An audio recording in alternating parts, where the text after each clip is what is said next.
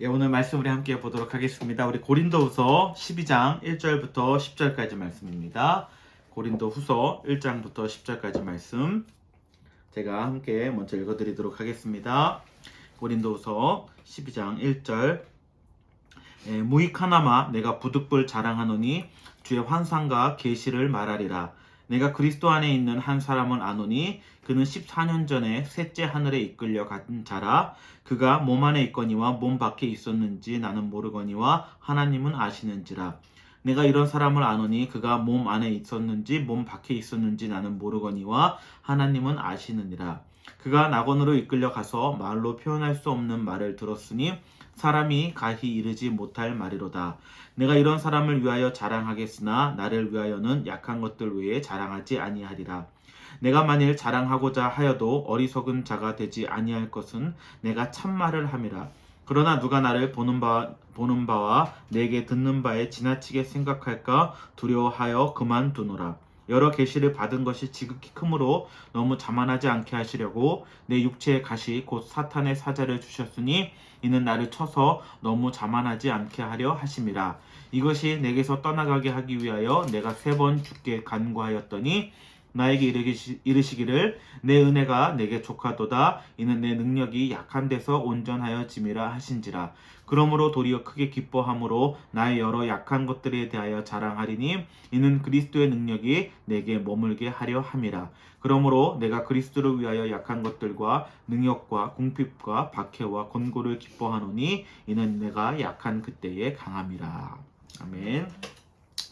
오늘 말씀 우리가 잘 아는 사도 바울이 이제 고린도 교회에 두 번째로 쓴 편지 중에 원래 뭐 3개를 썼다 그러는데 세 번째 것은 뭐 분실이 돼서 없다 그래요. 전에 고린도 후서 말씀 중에 이제 자기의 얘기를 하는 거예요. 자기의 얘기.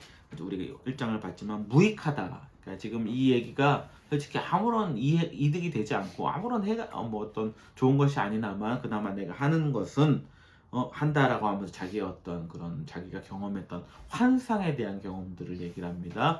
우리가 뭐 입신했다고 뭐 교회에서 예전 말 그런 말 썼던 것 같은데 몸에서 뭐 육에서 영이 나가서 이제 오늘 보니까 뭐 3층 천에 올라가서 그런 환상들을 봤다라고 얘기를 하는 거예요. 근데 그런 것들이 별로 아무런 유익이 되지 못한다라고 지금 사도 바울이 얘기하는 거거든요. 우리 지난주에도 말씀드렸지만 영적인 사람에 대해서 제가 말씀드렸죠. 영적인 사람들. 뭐 저는 교회에서 이런 그런 간증도 되게 많이 들었던 것 같아요. 막 교회 뭐 어디서 천국을 갔다 왔다 뭐 그런 거 뭐 사람들 관심 갖고 막 모여서 어떻게 막 됐나 얘기 듣고 그러는데 그런 것들에 사람들이 쏠리는 것들은 이해는 충분히 가죠. 이해는 충분히 가지만은 그렇지만 어떤 신앙의 연륜을 가지고 사도 바울이 지금 연륜을 가지고 얘기하는 것들은 나도 그런 경험들을 했지만 너희들도 그런 것들을 가지고 자랑을 하지만은 그것이 별로 우리의 삶에 직접적으로 유익이 되지는 않더라 이 얘기를 하는 거거든요. 그러면서 자기의 결론의 이야기를 풀어갑니다. 오늘은 그런 부분에 대해서 좀 얘기를 나누고 싶어요. 예전에 성철 스님이라고 유명한 성철 스님 열반하신 성철 스님께서 우리가 잘 아는 얘기를 합니다. 산은 산이고 물은 물이다 라는 얘기. 뭐 여러분 이 얘기를 다 들어보셨을 거예요. 그게 어떤 의미인가 예전 어떤 목사님도 설교하신 얘기도 듣고 또 많은 사람들이 어떤 이 세상을 인식하는 방법에 대해서 그 얘기를 하시는데 첫 번째 단계 산은 산이고 물은 물이다. 그러니까 정말 그냥 자연적인 단계라는 거예요. 우리가 컵을 보면서 컵은 컵이고 책은 책인 것처럼 그저 아무런 그냥 어떤 그런 단계 없이 그저 우리 원초적으로 보는 단계를 처음에 얘기는 한다라는 거예요. 근데 이제 산은 산이고 물은 물인데 두 번째 단계가 되면은 산은 산이 아니고 물은 물이 아닌 단계가 된다고 하더라고요.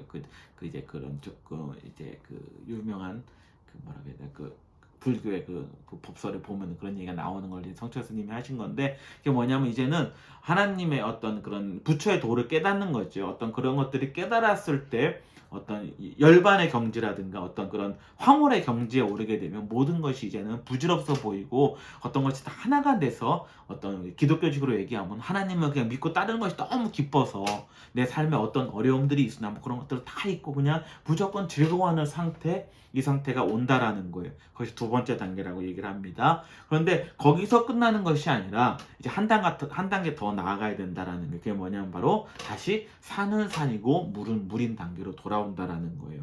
그것은 첫 번째 단계로의 회귀하는 거, 돌아가는 것이 아니라 이제는 세 번째 다른 단계로 더 나아감이라고 얘기를 하거든요. 이게 무슨 얘기냐면 이제 똑같은 산은 산이고 물은 물이지만은 그것이 첫 번째 단계, 그리고 내가 어떤 황홀감에 젖어서 모든 것을 잊어버린 단계가 아니라 이제는 현실로 돌아와서 내 삶 가운데서, 그 삶이 중요하다는 얘기를 하는 거거든요.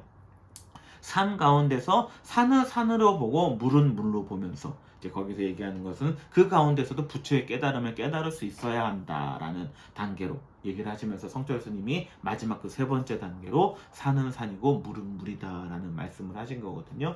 전 이것이 어찌 보면 우리 기독교, 우리 신앙생활에 있어서도 똑같이 적용이 된다고 봅니다. 우리가 신앙생활 모를 때는 그저 내가 원하는 대로 살지만, 우리 하나님 믿고 하다 보면 막 좋아가지고 모든 것을 막 다 막 잊어버리고 정말 너무 좋고, 그때 이제 가장 이제 착각하기 쉬운 것들이 내가 하나님께 부름 받았나 뭐 이런 생각들을 막 하게 되고, 근데 되게 위험한 단계라는 거예요. 근데 거기서 반드시 중요한 것도 그 다음 단계로 가야 된다라는 거거든요. 다시 현실로 돌아와야 된다라는 거예요.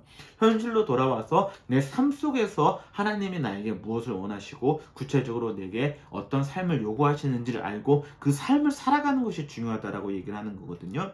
똑같은 식의 어떤 그런 어떤 전개가 되겠지만은, 우리 예수 믿으면 구원받습니다 라고 얘기하잖아요. 예수 믿으면 천국 갑니다. 근데 이 얘기를 어떤 20대, 그냥 이제 뭐 20대라고 하긴 처음 예수 믿는 사람이 들었을 때 막 너무 기뻐서 자기가 구원 처음 받았다고 알고 해서 주님 믿으면 구원을 받습니다라고 하는 말의 깊이랑, 이제 나이가 지극히, 이제 예전에 그런 정말 유명하신 목사님들 나이 지극히 드셔서 60, 70세 되셔 하시는 설교하시는 분들 보면 이제 말도 제대로 안 나오시고 이런 분들, 뭐 이런 한경진 목사님 예전에 설교 들어도 잘 이제 마지막 말씀도 못 하시고 그런 거 봤는데, 그런 분들이 한마디 던지시는 거 뭐냐면 예수님을 믿으면 구원을 받습니다라고 얘기를 하는 거예요.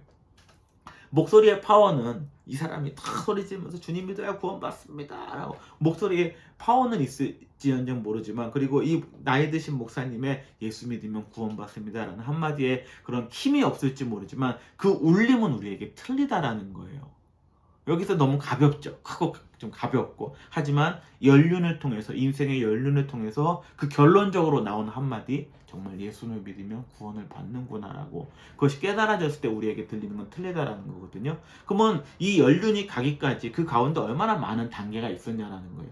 결국에 고백은 똑같지만은 그 가운데 삶의 과정 가운데 때로는 고난이 있을 수도 있을 것이고, 정말 어려움이 있어서 정말 주님 살아계신가? 내가 주님만 믿으면 정말 구원을 받는 것인가? 이런 어떤 고뇌와 갈등의 시간들을 가졌겠죠. 나름대로 황홀에도 빠져보고 이런 어떤 기적도 체험해 볼 수 있고, 이런 모든 결론들을 다 뒤집어서 했을 때 거기에 머물지 않고 이제는 인생의 마지막 열림에 나서 그 한마디가 우리에게 큰 울림을 울리는 것, 이것이 어찌 보면 우리가 나아가는 삶의 단계가 아닐까라는 생각을 합니다. 요즘에도 이제 텔레비전 패널도 나오시고, 우리가 유명하신 그 제일 교포 중에 강상용 씨라고 교수 하시고요. 저도 너무 좋아하거든요. 강상용 씨 지금 어디서 이제 명예 교수 일하시고 뭐 이런 건가 하여튼 모르겠는데, 그분이 쓴 이제 고민하는 힘, 제가 그 책을 너무 좋아해요. 저도 몇 번 읽고, 일본말 나야무 치카라. 근데 그분이 그 책을 보다 보면 좀 얇은 책인데 그 책에 보면은, 거기에 보면은 인생의 청춘이란 세슌, 이제 청춘이란 말을 하시면서, 여러분 요즘에 청춘이란 말이 되게 안 쓰는 말이잖아요. 청춘이라고 하면 뭔가 오히려 나이 들어 보이고 좀 오글오글거리고, 근데 말 자체는 좋은 말인데 요즘엔 청춘이란 말을 안 쓰는데, 그분이 이제 그 말을, 그래도 너무 아름다운 말이기 때문에 그 말을 쓰시면서 하시는 말씀이 뭐냐면, 인생의 청춘이 어떤 시기인가, 그 맑고 파랗게 맑은 그 시기가 어떤 시기일까라고 얘기를 하시면, 그분이 결론은 무슨 얘기를 하면은, 인생의 어떤 고민하는 시기, 인생의 어떤 풀리지 않는 문제, 답이 없는 것 같은 걸 가지고서 거기서 끙끙대면서 고민하는 시기를 그분이 인생의 청춘이라고 정의하는 부분이 있어요. 저는 그것이 그 고민하는 힘, 그 책에 나오는 부분인데, 되게 저는 그걸 보면서 공감을 많이 했거든요. 그래서 거기서 이제 그분이 얘기하시는 건 뭐냐, 많은 사람들이 그 시기를 도망치려고 한다라는 거예요. 사람은 사색하는, 생각하는 어떤 거기 때문에 분명히 인생에 있어서 어떤 어려움을 겪게 되고 어떤 것들이 그때 분명히 어려움이 찾아오고 고난을 받게 된다라는 건데, 많은 사람들이 그걸 그냥 그 있는 그대로 받아들이고 왜 삶은 이런 것일까 그것을 고민할 때 정말 그것이 미련해 보일 수도 있죠. 왜 그런 쓸데없는 것 가지고 붙잡고 왜 씨름하느냐라고 사람들은 얘기할 수 있겠지만, 그걸 붙잡고 하는 것이 진짜 인생의 청춘의 시기라고 얘기를 하는 거예요. 근데 많은 사람들이 그것으로부터 도망친다라는 거예요. 야, 그런 생각하지 마. 저는 교회에서 그런 거 되게 많이 느꼈거든요. 교회에서 누가 어떤 내 인생에 대해서 어떤 고민을 얘기하고 이렇게 하면은 교회에서는 그걸 가지고서 그래, 그 시기를 통해서 너를 하나님이 빚어가실 거야, 만들어 가실 거야 라고 얘기해 주는 것이 성경이 어떻게 보면 더 궁극적인 목표이고 방향인데, 야, 왜 너 그런 생각해? 응? 하나님이 기뻐하지 않는, 하나님이 기뻐하지 않는다는 거 감히 우리가 왜 그런지 모르겠네. 하나님이 기뻐하지 않은, 너 좋은 생각만 해. 그러면서 한참 한국에 바람 불었던 게 뭐죠? 긍정의 힘? 긍정의 힘. 한참 그 무슨 이상한 이단 목사가, 그 미국의 이단 목사가 이상해. 오엘 오스틴 이름도 기회가 안 나. 책 보지도 않았어요. 좋은 생각을 해. 좋은 생각을 해야 돼. 좋은 생각을 해야지 좋아지고. 그게 아니라는 거예요. 그게 오히려 인생을 비겁하게 대하는 모습이라는 거예요. 어려운 문제에 대해서 답도 없을 것 같고 내가 이런 걸로 시간 낭비하는 것 같이 보일지 모르지만, 그런 것들을 가지고 끙끙거리며 살아가는 것이 어떤 눈에 보이는, 남들보다는 어떤 세상의 어떤 자본주의식의 어떤 물질 만능주의 시대에 내가 가지지 못하는 것에 있어서 좀 더 뒤처질 수 있지만은, 그것이 인생의 목표가 아니기 때문에 우리가 인생으로서 더 성숙해질 수 있는 시기, 그런 것들을 만들어 가야 되는데, 그런 것들을 생각하지 않게 하고, 야, 좋은 것만 생각해. 왜 그런 걸 생각해? 그게 어찌 보면 쾌락주의라는 거예요. 쾌락주의. 응? 쾌락이라는 것이 우리가 흥청망청 이런 것들이 아니라 인생의 고민을 도망치는 것. 교회가 어떻게 보면 저는 아까도 얘기했지만 다른 그런 것은 아니지만 그런 방향으로 우리 이끌고 있다고 생각을 하거든요. 왜 그런 생각해? 하나님이 기뻐하지 않아? 좋은 생각만 해. 긍정의 힘만 생각해. 좋은 일이 있을 거야. 여러분 옆 사람 보면 인사하세요. 좋은 일이 일어나고 있습니다. 어우 나도 싫어. 그런 것, 그 오히려 쾌락주의라는 거거든요. 그런 것들이. 근데 그 강상중 씨는 그런 것들을 부딪혀야 된다. 고민하는 것이 힘을 만들어주고 그것이 우리 인생을 더 성숙하게 만들어준다라고 얘기해요.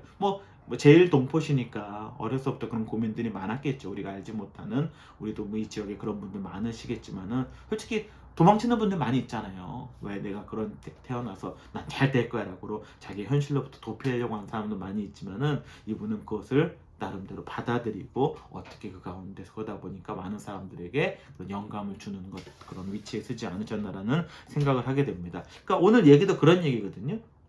이 사도 바울도 남들이 막 그냥 환호하고 좋을 것 같고 이런 것들 자기도 경험했다라는 거예요. 그런데 자기 이름을 밝히지 않지만 그것이 별 중요한 것이 아니니까. 근데 정말 중요한 것이 무엇이냐, 내가 자랑하고 싶은 것이 무엇이냐라고 얘기했을 때 그 후반전에 나오는 것들을 나는 자랑하고 싶다라는 거예요. 마지막만 보면은 10절에 오는 얘기지만은, 그러므로 내가 그리스도를 위하여 약한 것들과 능력과 궁핍과 박해와 곤고를 기뻐한다. 어찌 보면 이것이 결론적인 얘기 때문에 우리에게 되게 힘들게 들릴 수도 있어요. 지금 어려움을, 이게 현실이거든요. 현실로 다시 돌아오니까 그 현실에는 나는 아직도 약하고 능력과 궁핍과 박해와 곤고를 받고 있는 삶을 살아간다라는 거예요. 이것을 그냥 단순히 기뻐했다라고 얘기하기에는 너무, 그런 것들을 기뻐하세요 얘기하는 그런 어떤, 저는 가벼운 건 아니거든요. 이 사람이 자기의 인생을 경험하면서 그런 것들을 통해서 나는 부딪히고 그것을 도망가지 않고 살아내려고 노력하고 거기에 의문도 갖고 의심도 갖고 했을 때 그 결론적으로 내가 이런 것들이 깨닫게 되었다라고 얘기를 하면서 말하는 것이, 가장 내가 약한 그때에 바로 가장 강한 때였다. 기도응답도 되지 않고 자기의 어려움이 있었는데 기도응답도 되지 않았다고 얘기를 하잖아요. 성경에 보면은 저는 좀 약간 동의하기 어려운 것 중에 하나가, 우리 지혜하면 잠언, 제가 몇 번 말씀드렸을 거예요. 잠언서를 읽으면은 어떤 지혜가 생긴다. 그래서 잠언서는 딱 또 31장까지 있어서 하루에 한 장씩 한 달에 딱 한 번씩 읽을 수 있다라고 얘기를 하고. 근데 여러분, 저는 잠언서는 굉장히 무섭다라고 보거든요. 왜냐하면 지혜 있는 자는 이러한 삶을 살고 어둔한 자는, 어리석은 자는 이러한 삶을 산다. 그리고 되게 결론적인 얘기거든요. 그 솔로몬이라는 사람이 인생의 젊은 시기에 그것을 쓴 것이 아니라 인생의 모든 어려움을 겪고 그런 다음에 말년에 가가지고 자기가 이것이 참된 지혜의 삶이다라고 얘기하고 쓴 것이 잠언서라는 거예요. 근데 그것을 우리는 쉽게 너무 어렸을 때부터 애들한테 읽히고 막 그러면은 되게 그것이 사람을 어떤 이렇게 이분법으로 나눌 수 있고 되게 인생을 가볍게 살게 할 수 있는 굉장히 어찌 보면 좀 두려운 성경 중에 하나라고 생각을 하거든요. 그러니까 잠언서는 되게 좀 조심스럽게 읽어야 되는, 저는 왜냐면 결론만 써있기 때문에, 답만 써있기 때문에. 제가 늘 말씀드리잖아요. 답보다 더 중요한 것이 과정이다라고 말씀을 드리잖아요. 그 과정은 담아내지 않고 솔로몬이 결론적으로만 쓴 것만 담아있기 때문에 이것이 맞지만은 이것만 얘기를 했을 때는 오히려 사람들을 더 왜 너는 왜 어리석게 이렇게 하면서 사람을 정죄할 수 있고, 근데 그런 단계가 아니라라는 걸 지금 얘기를 하는 거거든요. 그러니까 사도 바울은 이런 어떤 많은 것들을 경험하면서 결론적으로 내가 이런 현실을 보게 된다라는 거예요. 내 현실은 이렇지만 내 산은 산이고 물은 물인 단계로 이제는 보게 되고, 그 삶 속에서 이제 주님이 나에게 드러내신 내가 자족하는 삶, 내가 주님께서 자만하지 않는 삶을 살게 되었다라는 거예요. 지난주에 어떤 연결을 시켜서 하면 이것이 바로 영적인 삶이라는 거예요. 응? 저도 무익하지만 이 사도 바울의 무익하지만 저도 그런 경험을 한 적이 있어요. 저도 예전에 신앙생활 할 때 막 그런 환상은 아니지만은 뭐 저도 뭐 기도하다가 입신이라고 하나요? 막 그런 아까도 얘기했지만 그런 것도 한 적도 있고, 막 정말 그 기도를 하는데 뭐 한 5분 했는데 아침이 새 있고 막 저녁에 기도하기 시작했는데 5분 하는데 막 벌써 낮이 그러니까 막 그런 체험도 하고 막 그런 것들이 있었죠. 왜 없었겠죠. 근데 이게 신앙생활하는데 정말 사도 바울의 고백처럼 아무 도움이 안 돼요. 저도 몰랐을 때는 또 그런 거 갔다 오면은 또 뭐 입신했다고 뭐 간증하세요. 그러면 막 눈물 흘리면서 저도 간증하고 그랬거든요. 근데 그게 제 삶에 아무런 도움이 안 돼. 아니 오히려 그것이 해가 되는 걸 느꼈어요. 왜냐면 글로 계속 현실은 나는 삶을 살아가야 되는데 나로 계속 왜 이걸 이렇게 살아야 되지? 그러면서 그런 어떤 막 환상, 좋았던 시간에 막 나를 머물게 하고 싶은 느낌? 머물게 하고 싶은 욕망이 내 안에 있는 거예요. 그것이 오히려 나를 힘들게 하더라고. 그때는 그래서 어떤 사람들은 왜 나는 저런 체험도 없이 신앙생활을 하나, 나도 저런 거 한번 체험하고 싶은데, 그런 마음 이해가 가죠. 근데 그런 사람들 앞에 나는 그런 거 체험했다 그래가지고 굉장히 교만하게 섰던 나의 어떤 그런 부족한 모습들을 고백하게 됩니다. 여하튼 그런 것이 중요하지 않다라는 거예요. 영적인 삶은 그런 걸 체험했냐 못 봤냐 이런 것이 아니라 지금의 삶을 우리가 얼마만큼 직시하면서 도망치지 않고 당당히 부딪혀내면서 살아갈 수 있느냐, 바로 그것이 우리의 인생을 만들어가는 삶의 모습이다라고 사도 바울은 얘기를 하는 것입니다. 우리가 잘 알듯이 사도 바울의 인생의 결론은 우리가 참수형 당해, 목이 잘려서 참수형을 당해. 어찌 보면은 비극적인 삶을 살았죠. 남들로부터 저 보기에는 지탄받는 삶을 살았을지 모르지만은 그것이 우리 인생이 될 수도 있는 거고, 우리도 지탄받고 비방받고 그런 고난의 삶을 살아갈 수 있겠지만은, 하지만 그 삶을 비겁하게 도망가지 않고 우리가 살아간다라면 하나님 보시기에 하나님께서 우리에게 어떤 좋은 그런 것들을 답해 주시지 않을까. 그래서 우리가 이제 로마서 5장을 보면 제가 이 말씀만 읽고 마치고 말씀을 마치고자 하는데, 제가 너무나 좋아하는 말씀 5장 1절부터 4절까지. 그러므로 우리가 믿음으로 의롭다 하심을 받았으니 우리 주 예수 그리스도로 말미암아 하나님과 화평을 누리자. 또한 그로 말미암아 우리가 믿음으로 서 있는 이 은혜에 들어감을 얻었으며 하나님의 영광을 바라고 즐거워하느니라. 다만 이뿐 아니라 우리가 환난 중에도 즐거워하느니 이는 환난은 인내를, 인내는 연단을, 연단은 소망을 이루는 줄 알미로라. 우리의 삶에 환난이 있고 참을 수밖에 없는, 인내할 수밖에 없는 삶, 그것으로 우리가 연대한 대로 쭉 나아갈 때 그것이 그저 그것으로 끝나는 것이 아니라 하나님이 우리를 만들어 가신 참된 소망으로 우리를 만들어 가시고, 그것이 바로 인생을 아름답게 살아가는 우리의 힘이 아닐까. 우리 그리스도인들은 그렇게 살아낼 수 있다는 거예요. 그런 삶들을 또 한 주가 살아가는 데 있어서 더 살아내시길 또 주님의 이름으로 축원하는 바입니다. 이렇게 말씀 마칠게요. 기도하겠습니다. 사랑의 하나님 아버지, 감사를 드립니다. 하나님, 삶이 참 괴롭습니다. 직시하기가 두렵습니다. 도피하고 싶고 좀 좋은 것이 없나 회피하고도 싶은 마음이 있는 것이 사실입니다. 하지만 산은 산이고 물은 물입니다. 우리는 그 삶을 직시하며 주님이 주신 은혜 가운데 또 주님이 주신 능력 가운데 그 삶을 살아내야 합니다. 힘들지만 자라나게 하시고 또 혼자 살 수 없습니다. 주변의 사람들과 서로 격려하며 그 더딘 발걸음을 한 걸음 한 걸음 내디딜 수 있는 우리들 될 수 있도록 하나님 역사하시고 인도하여 주시옵소서. 모든 것 감사드리며 예수님의 이름으로 기도드립니다. 아멘.